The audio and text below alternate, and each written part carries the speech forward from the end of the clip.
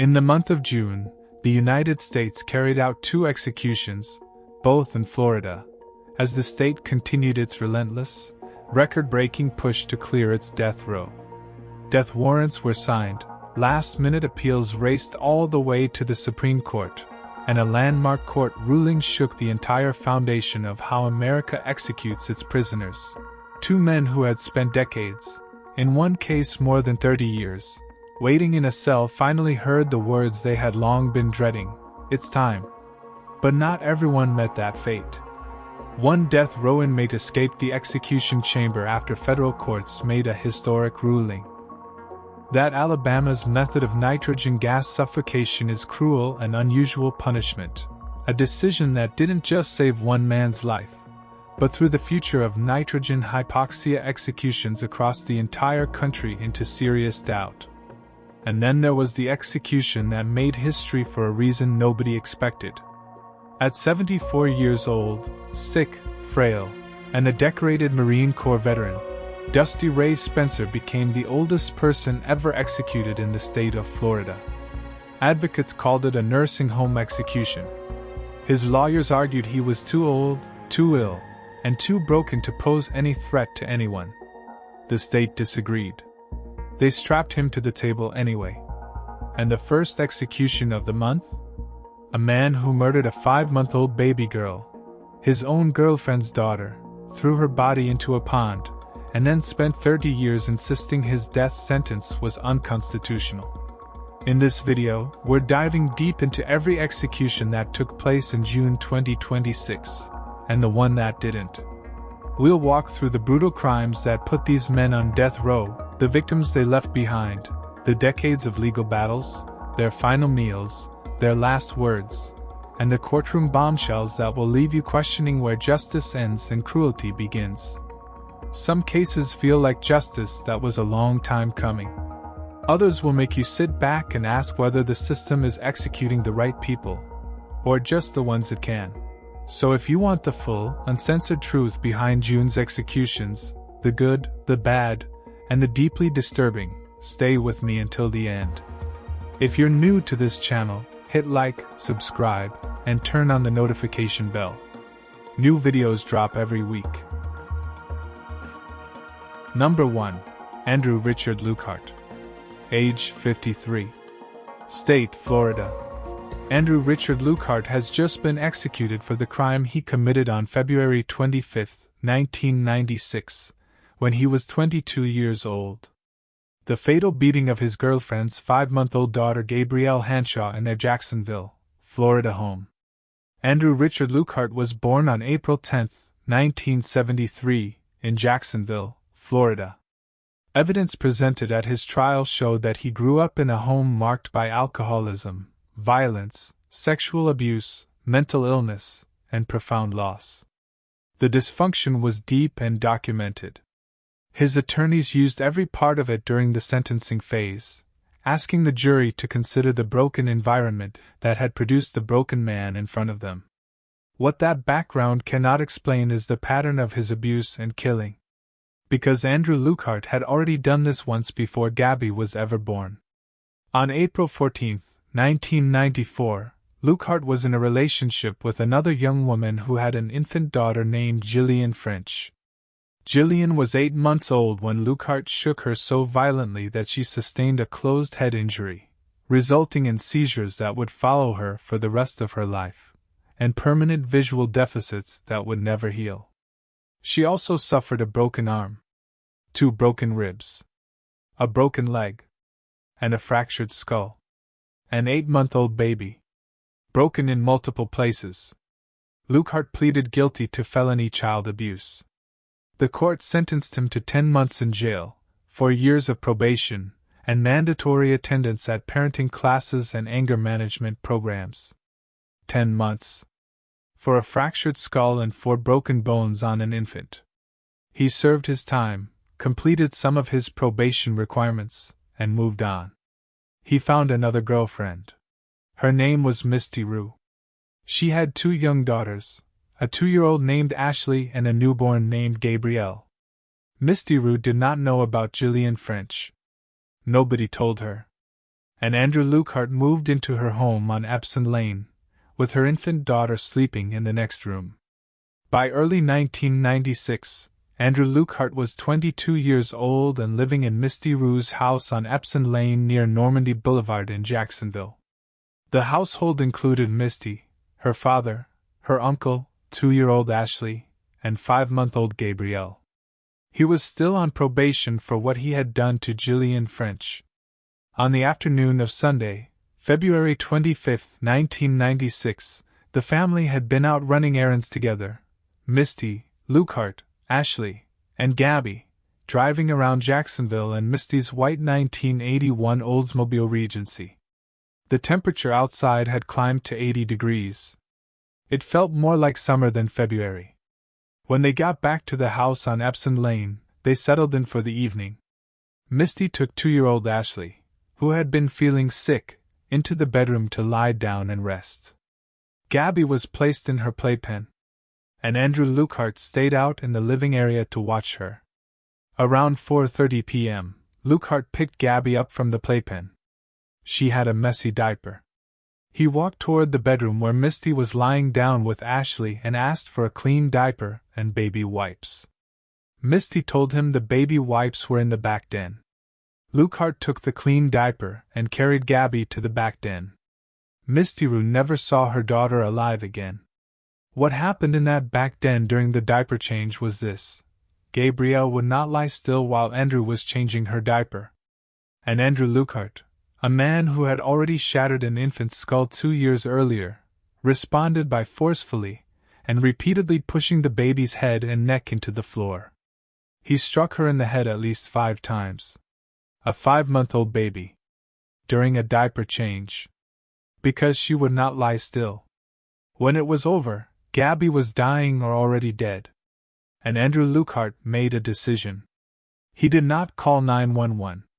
He did not call for Misty. He did not try to help her. He picked up Gabrielle's body, walked out of the back den, went to the driveway, got into Misty's white Oldsmobile, and drove away. Around 5 p.m., Misty heard her car start up outside. She went to the window and watched Lukehart drive away.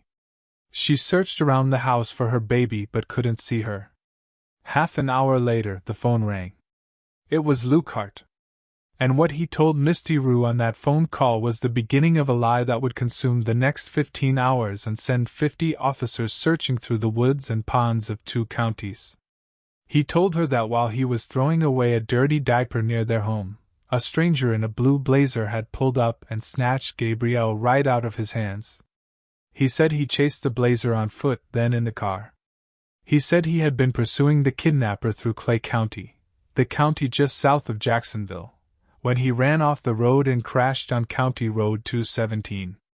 Misty called police. And the search began. What followed was one of the largest missing child searches Jacksonville had ever seen. 50 officers from both the Jacksonville Sheriff's Office and the Clay County Sheriff's Office. K-9 units. A helicopter. A full dive team. They searched the woods. They searched the ponds. They searched for a blue blazer. They searched for a kidnapper who did not exist. Lukehart was brought in and questioned. His story changed. Then it changed again. Each time investigators pushed, the details shifted. The timeline moved. The location changed. The description of the blazer evolved. Police grew suspicious. But they kept searching. Because there was still a 5-month-old baby somewhere out there. The search went through the night. By the following morning, Monday, February 26, 1996, approximately 15 hours had passed since Misty had heard her car pull out of the driveway. At around noon on February 26, Lukehart was sitting across from a lieutenant with the Clay County Sheriff's Office. And the story finally fell apart. He told the lieutenant the truth. He said he had dropped Gabby on her head and then shaken her. He said she had died inside Misty Rue's residence, in the back den, during the diaper change. He said when she died, he had panicked. He had left the house, driven to a pond near Normandy Boulevard in Jacksonville, and thrown Gabrielle's body into the water. Law enforcement went immediately to the area near Normandy Boulevard. They found the pond. They found Gabrielle Hanshaw's body in the water. When investigators recovered Gabrielle Hanshaw's body from that pond near Normandy Boulevard and took her to the medical examiner, the autopsy told a story that directly contradicted everything Andrew Lukehart had said. He had claimed it was an accident. That he dropped her. That he shook her in a panic after she fell. The medical examiner found at least 5 separate blows to the head. The injuries were not consistent with a fall. They were not consistent with a drop. They were not consistent with the reflexive shaking of a man in a panic after an accident. They were consistent with a deliberate, repeated, forceful assault on an infant.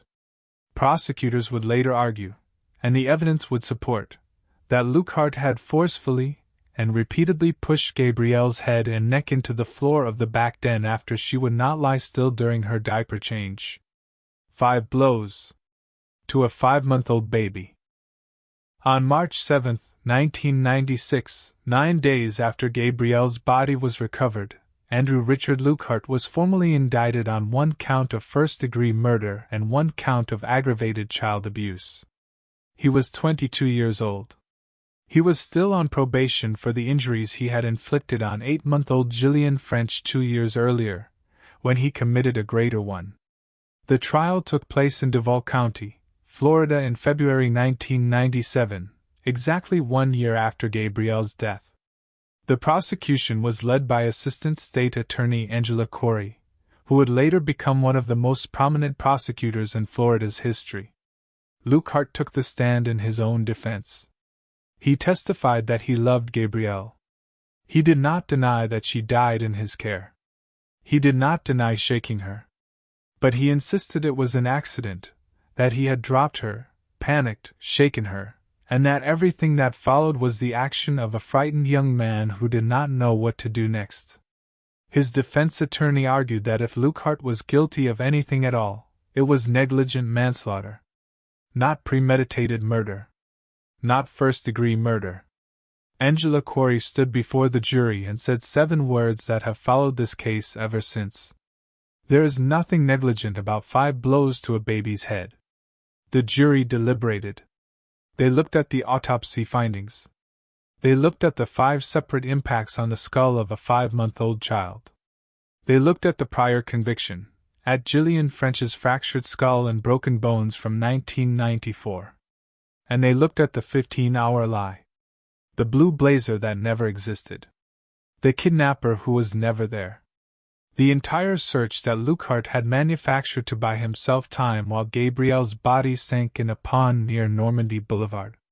In February 1997, the jury found Andrew Richard Lukehart guilty of first-degree murder and aggravated child abuse. In a 9-3 vote, they recommended the death penalty. The judge accepted that recommendation. Andrew Lukehart was sentenced to death at the age of 23. Following his 1997 sentencing, Andrew Richard Lukehart was received at the Florida Department of Corrections on April 4, 1997. He would spend the next 29 years on death row.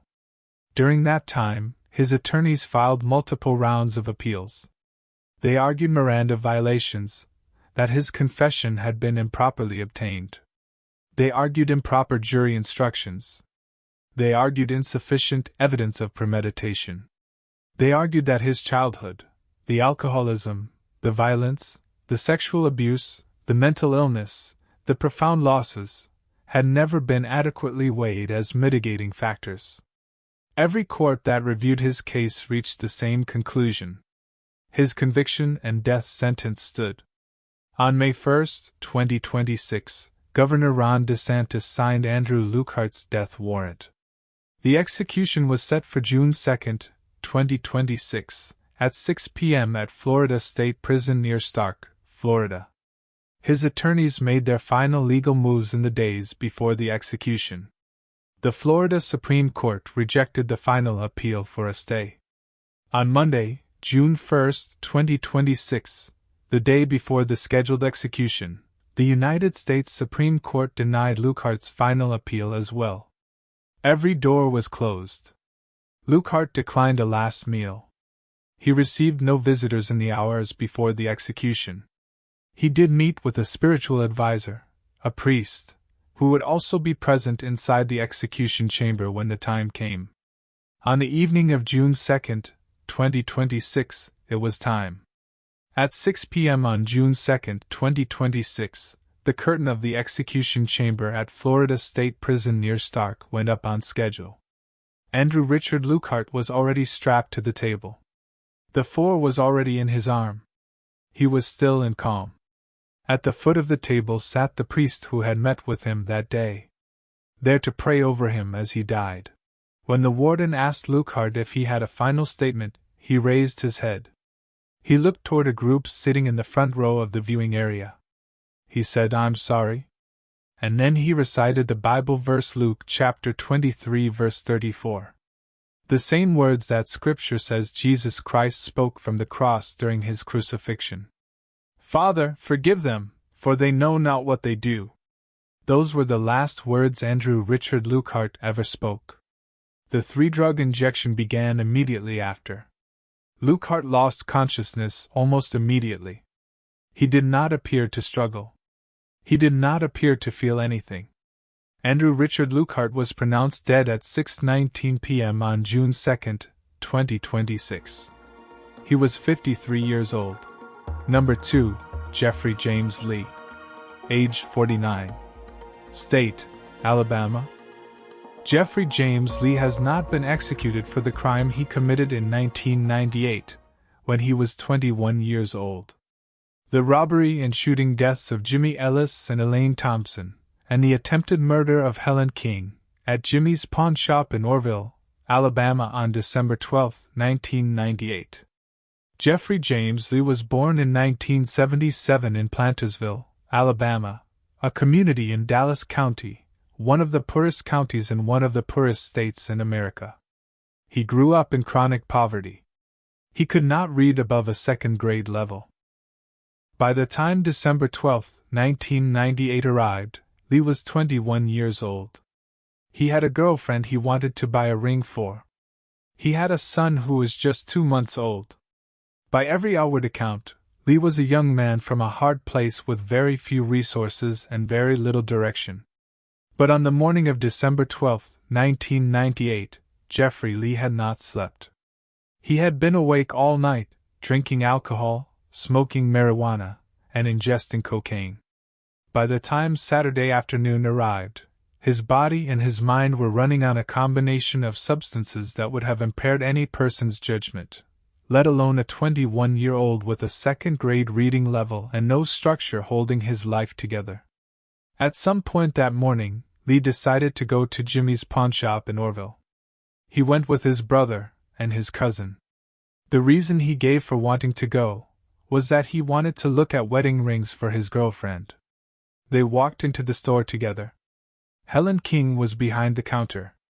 Lee spoke with her directly. He asked to see the wedding rings that were available. He looked at what they had. And then he told her he did not have money on him right now, but that he would go and get money from his grandmother and come back. He left the store. He purchased a pint of liquor outside. Then he and his brother and cousin drove a short distance away from the pawnshop. And there, in the car, Lee drank the liquor and smoked more marijuana laced with cocaine. Minutes later he went back. With a sawed-off shotgun. He walked through the front door of Jimmy's pawnshop at around noon on December 12, 1998. He yelled, "What's up, motherfuckers?" He raised the shotgun and fired immediately at Jimmy Ellis.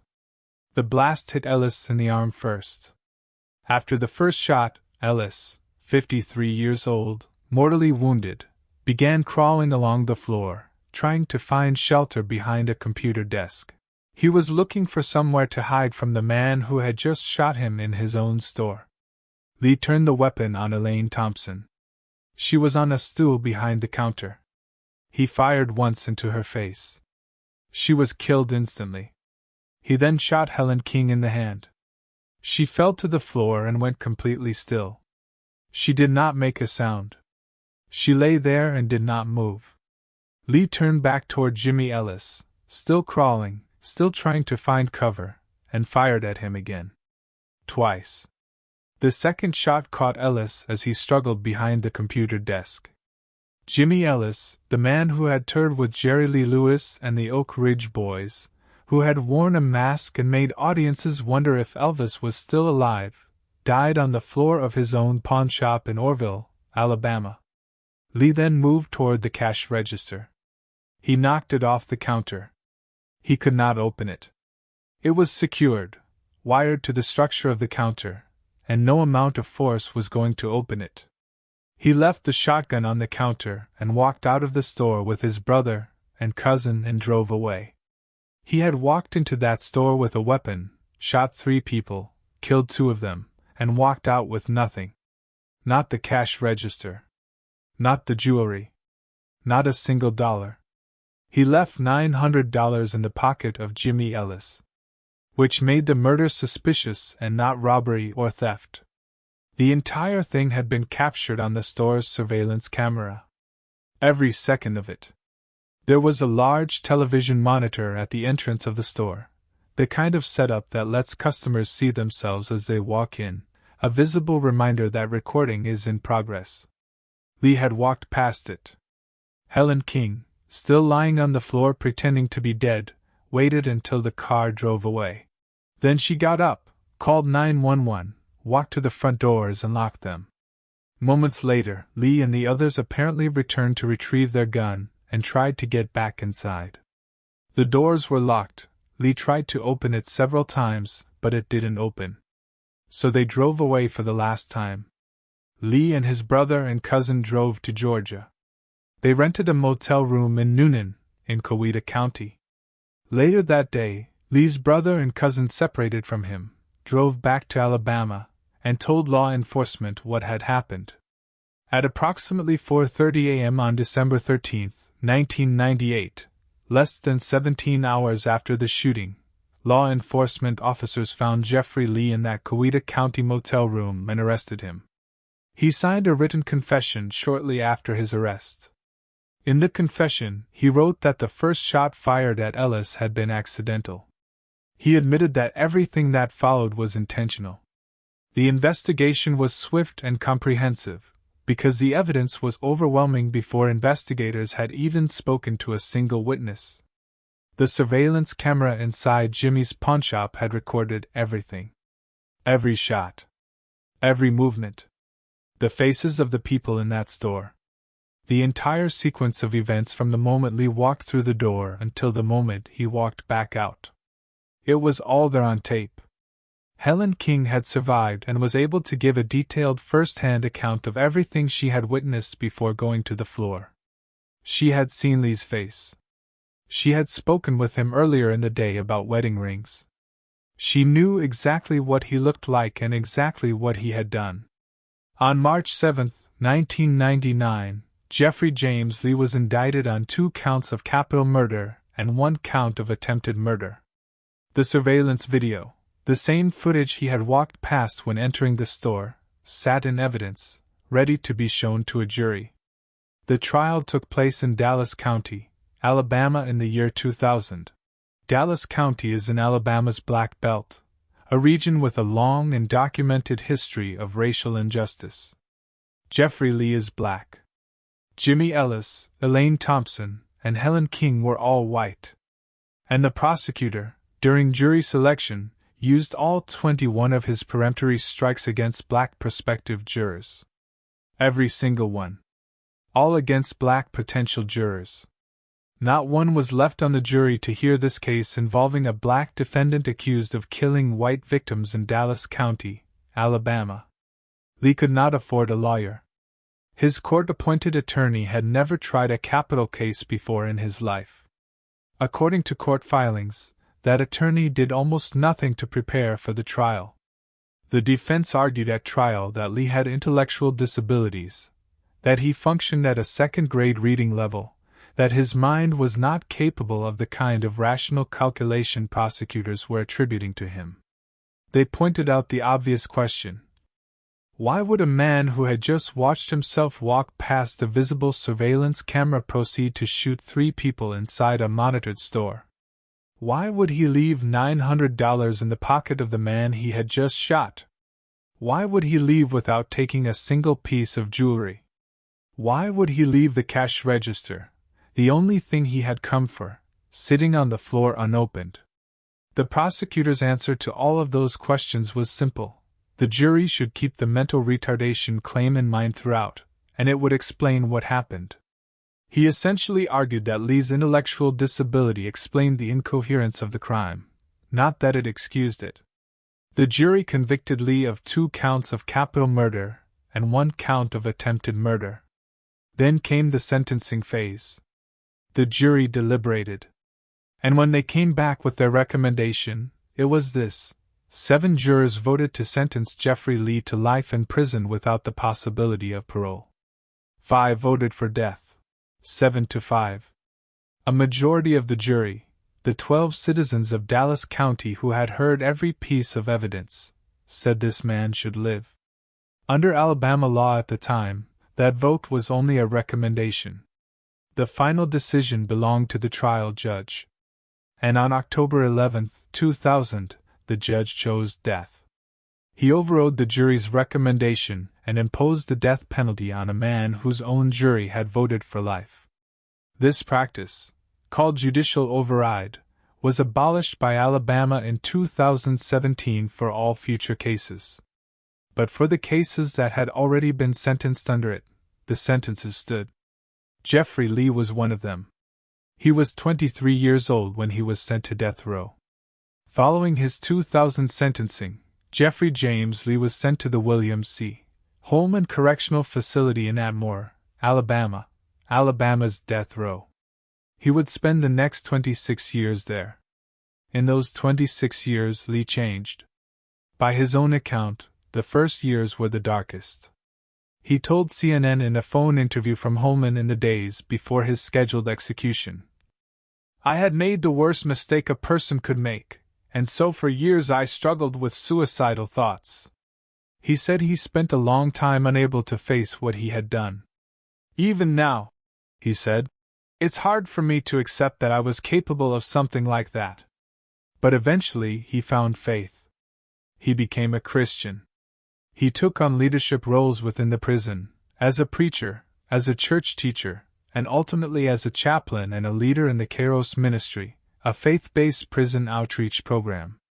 People who have worked with him inside Holman describe him as a man who has genuinely transformed, someone who now spends his days serving the people around him rather than thinking about himself. He has a son. That son was 2 months old at the time of Lee's arrest. He is now 28 years old. Lee told CNN he has not yet been able to bring himself to make all the calls he needs to make, to his parents, his siblings, and his son, before the end. In April 2026, Governor Kay Ivey set the execution window, a 30-hour period beginning at midnight on June 11, 2026, ending at 6 a.m. on June 12. The tentative execution time was 6 p.m. on June 11. The method, nitrogen hypoxia, the same controversial method Alabama had pioneered in January 2024, when it became the first state in American history to execute someone by making them breathe pure nitrogen gas through an industrial-grade mask strapped to their face. Witnesses to previous nitrogen executions in Alabama had described the condemned person shaking violently on the gurney, struggling against restraints, and gasping for air. The American Thoracic Society filed a brief stating that nitrogen hypoxia executions cause intense, inhumane suffering. Lee's attorneys argued that the method would expose him to what medical professionals call air hunger, the deeply distressing sensation of desperate need for oxygen, for 1 to 3 full minutes before he lost consciousness. They proposed an alternative, death by firing squad, which they argued would kill him in seconds and cause significantly less suffering, but the state of Alabama doesn't have a setup for firing squad.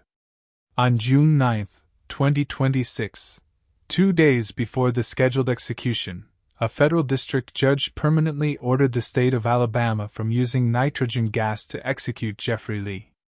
The judge agreed that the nitrogen protocol exposed Lee to an unconstitutional level of suffering. The 11th Circuit Court of Appeals upheld that ruling 2-1. Alabama's Attorney General Steve Marshall appealed immediately to the U.S. Supreme Court. The execution window opened at midnight on June 11, 2026. The 6 p.m. execution time came and went. The appeals were still moving through the Supreme Court. And then, at 9:17 p.m. on June 11, 2026, the U.S. Supreme Court issued its ruling. The court denied Alabama's appeal. Jeffery James Lee would not be executed that night. On the morning of June 11, 2026, Jeffery James Lee was inside the Holman Correctional Facility in Atmore, Alabama, waiting to find out if he was going to die that evening. Governor Kay Ivey had already issued her statement. She was not going to intervene. Attorney General Steve Marshall had said the courts must allow the execution to proceed, evoking the memories of Jimmy Ellis and Elaine Thompson. "Those victims are the people I keep in mind," he said. As the evening progressed, the legal battle moved at extraordinary speed. The 11th Circuit ruled. Alabama appealed. The Supreme Court received the emergency filing. Justices reviewed the arguments. Outside the Holman Correctional Facility, people gathered. Some in support of the execution.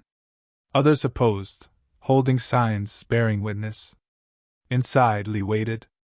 And at about 9:17 p.m. on June 11, 2026, the U.S. Supreme Court declined to intervene.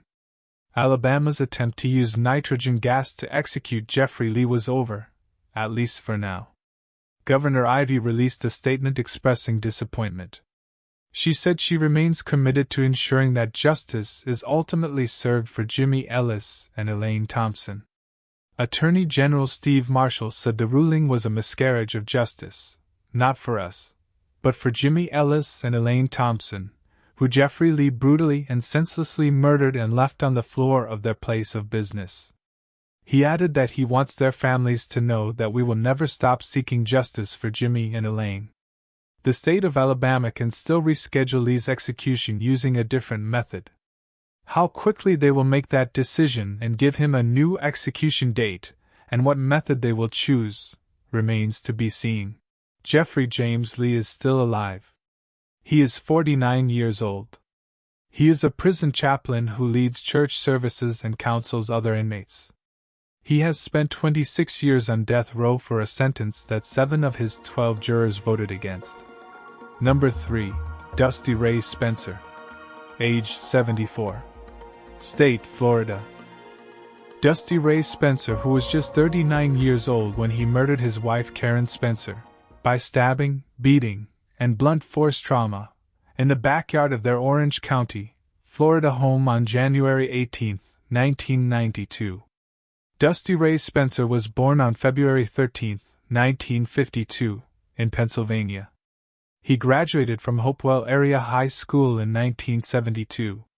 After graduation, he enlisted in the United States Marine Corps.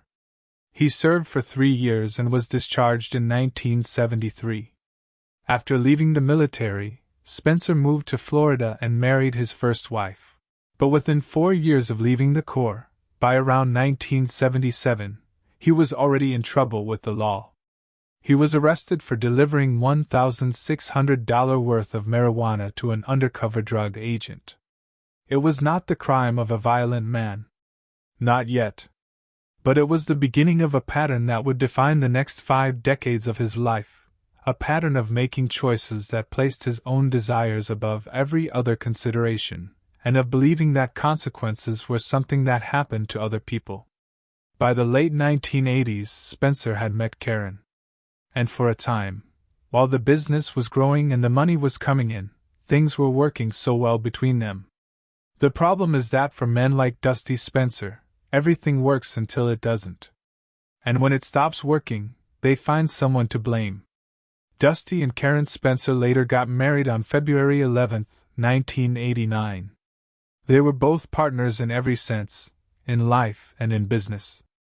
He saw his partner business booming, and was earning more than $200,000 a year in 1990. On the surface, their life looked like a success story. But the early 1990s brought an economic recession that hit small businesses hard.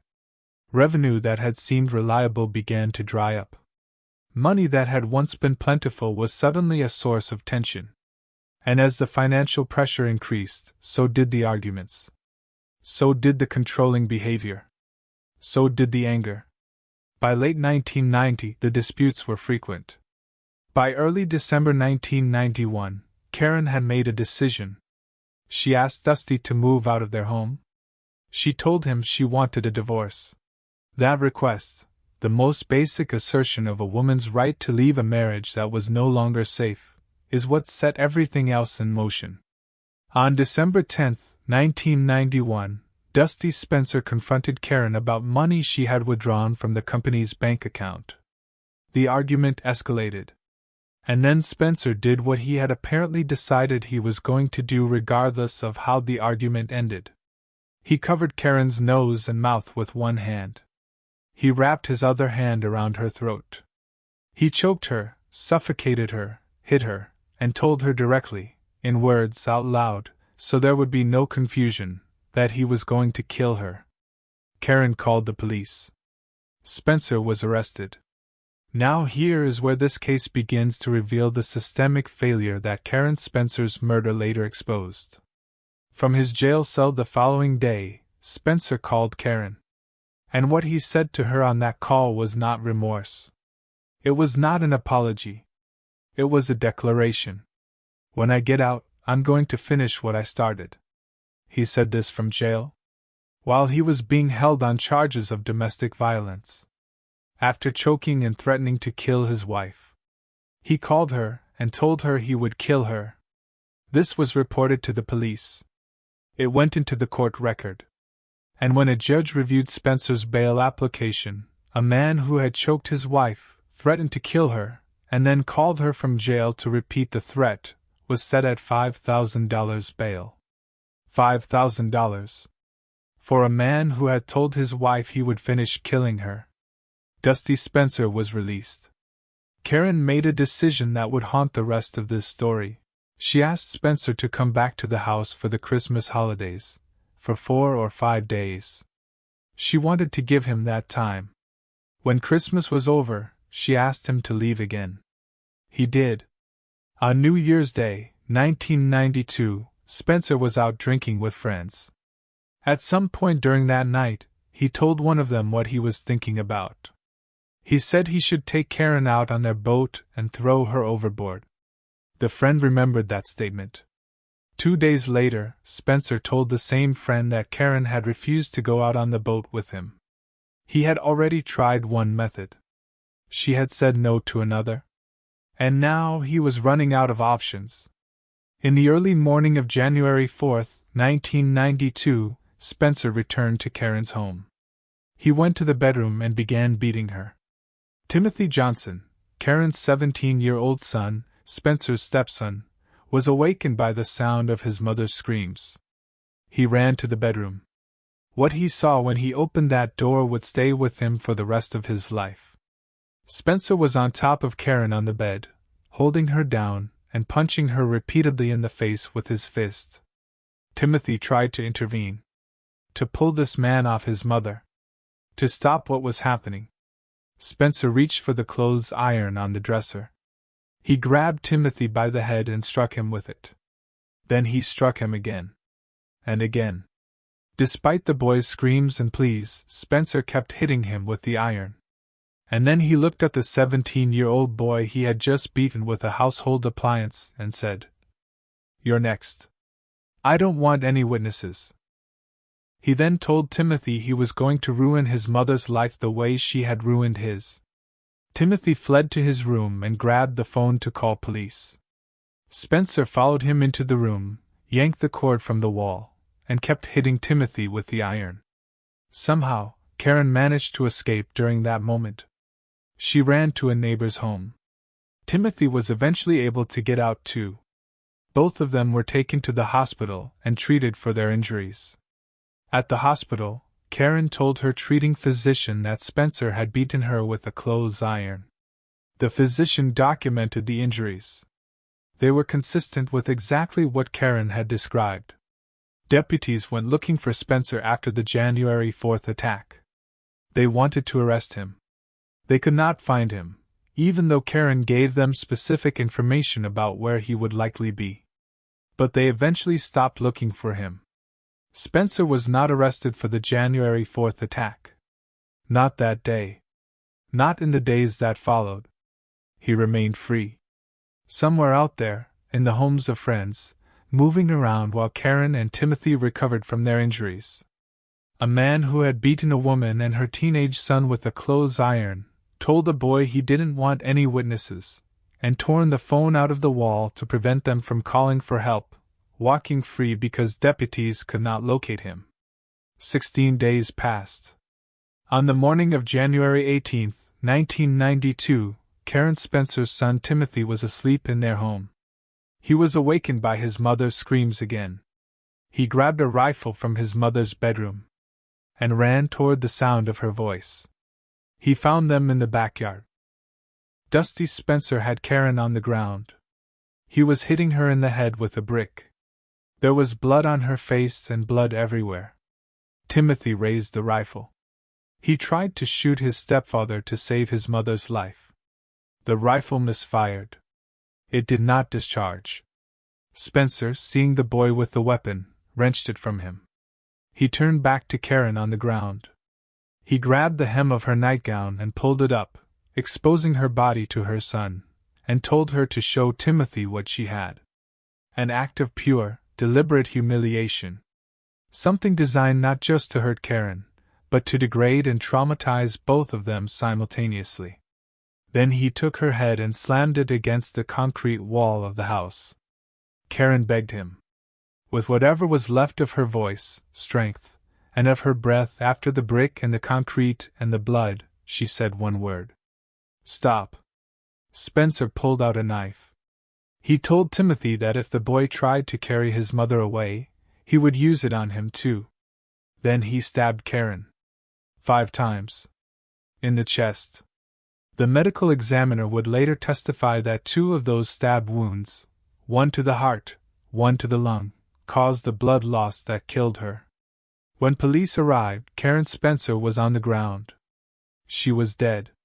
She had cuts on her face, cuts on her hands and arms from trying to defend herself, blunt force trauma to the back of her head, and stab wounds to her chest. She had been alive and conscious through all of it. Karen Spencer died on the concrete of her own backyard, with her son standing over her, begging Dusty to stop. She did not die quickly. She did not die peacefully. She died slowly, in terror, while her son watched and could do nothing to save her.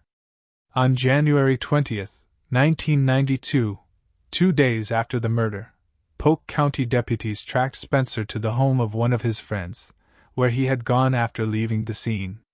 He was arrested there. The investigation was not complicated. Timothy Johnson had witnessed virtually the entire attack.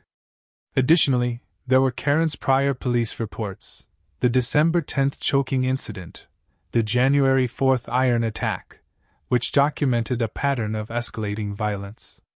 On February 6, 1992, an Orange County grand jury formally indicted Spencer for the murder of Karen Spencer, the attempted murder of Timothy Johnson, aggravated battery, and aggravated assault. The trial of Dusty Ray Spencer began on November 2, 1992, in Orange County, Florida.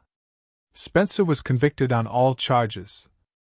First-degree premeditated murder for the killing of Karen Spencer, aggravated assault for the attack on her during the final incident, the lesser-included offense of attempted second-degree murder for the January 4th attack on Timothy, and aggravated battery for that same attack on the teenager. The jury recommended the death penalty by a vote of 7-5. On December 21, 1992, the trial judge sentenced Dusty Ray Spencer to death, along with consecutive sentences of 5 years for aggravated assault, 15 years for attempted second-degree murder, and 15 years for aggravated battery. In 1995, the Florida Supreme Court vacated the death sentence and ordered resentencing, because the trial court had improperly found an aggravating factor and improperly rejected a statutory mitigating circumstance. Circuit Judge Belvin Perry conducted the resentencing without a new jury. He found 3 aggravating circumstances. The murder was committed in an especially heinous, atrocious, and cruel manner. It was cold, calculated, and premeditated, and Spencer had a prior violent felony conviction based on the contemporaneous charges from the same incident. He found no statutory mitigating factors. On January 18, 1995, exactly 3 years to the day after Karen Spencer was murdered in her backyard, Dusty Ray Spencer was resentenced to death. It is worth noting that under Florida's current sentencing law, a death penalty recommendation must be unanimous. A 7-5 jury vote would not be sufficient today. Anti-death penalty advocates raised this point in the weeks before Spencer's 2026 execution, arguing that he could not have received the death penalty under current standards. Dusty Ray Spencer arrived at Florida's death row following his 1992 conviction. He would spend the next 34 years there, through his 40s, his 50s, his 60s, and into his 70s, as his body aged and his health deteriorated inside the Florida prison system. During those 34 years, Spencer filed multiple appeals at every level of the state and federal court systems. The arguments ranged across many legal issues: prosecutorial misconduct during trial, improper sentencing procedures, constitutional challenges to his execution. Every single one was rejected. By 2026, Spencer was 74 years old. He was in poor health, suffering from cognitive decline, heart problems, cirrhosis of the liver, and other serious medical conditions. His attorneys and advocates argued in the weeks before his execution that a man in his condition, at his age, could no longer pose any threat to anyone. They argued it was inappropriate to execute someone so old and so ill. They noted that since 1976, only 12 of the 1,669 people executed across the United States had been 74 years old or older. On May 26, 2026, Governor Ron DeSantis signed Dusty Ray Spencer's death warrant despite the appeals. The execution was scheduled for June 25, 2026, at 6 p.m. at Florida State Prison near Stark. On June 10, Spencer filed a final appeal to the Florida Supreme Court. On June 18, that appeal was rejected. His attorneys then filed with the U.S. Supreme Court. That appeal was also denied. Every door was closed. For his last meal, Dusty Ray Spencer ordered a pizza, French fries, and a milkshake. On the evening of June 25, 2026, it was time. At 6 p.m. on June 25, 2026, the curtain of the death chamber at Florida State Prison near Stark went up on schedule. Dusty Ray Spencer was already strapped to the gurney. The 4-line was already in his arm. He was 74 years old. His body had been failing him for years. When the warden asked Spencer if he had a final statement, he spoke. And in those final moments, the man who had beaten and choked and stabbed and humiliated his wife in front of her teenage son, the man who had called from jail to tell her he would finish what he started, and then come back and done exactly that, said this: "Sorry. Sorry to the family. Into thy hands I commit my spirit and my soul. I'm on my way, Lord. I'm on my way. Amen." The 3-drug lethal injection was administered immediately after his final statement. Witnesses said Spencer appeared to breathe heavily for several minutes. Then all movement stopped. The warden stepped forward, shook him, and called out his name multiple times. Dusty Ray Spencer did not respond. He was pronounced dead at 6:10 p.m. on June 25, 2026. The drugs had taken effect within 10 minutes. He was 74 years old, the oldest person ever executed in the state of Florida's history. Leave me in the comments what you think about these cases. Was justice served? Or did the system go too far? And in the description, you'll find every execution carried out in 2026 so far, as well as past execution videos going back years.